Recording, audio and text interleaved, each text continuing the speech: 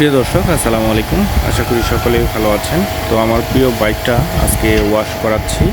তো এটাই হচ্ছে আমার বাইকটা রিইনস্টলেশন করার পরে ফার্স্ট ওয়াশ এবং সার্ভিসিং।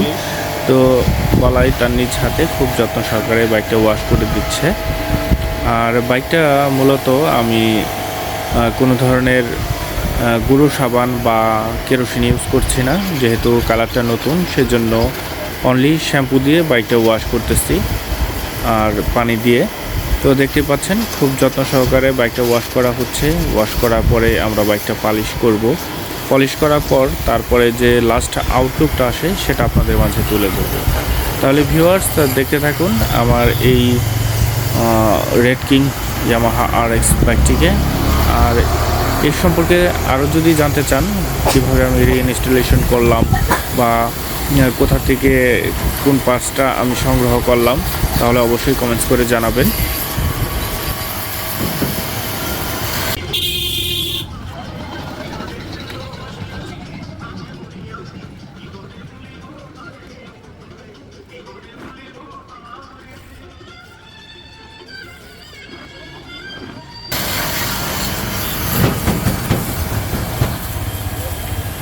ভিউয়ার্স, আমার বাইকটা অলরেডি পালিশ এবং কি ওয়াশ করা শেষ। তো এই হচ্ছে আউটলুক। অনেক সুন্দর লাগছে আমার কাছে।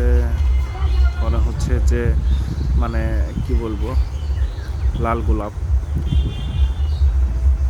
তো আপনাদের কেমন লাগলো অবশ্যই কমেন্টস করে জানাবেন।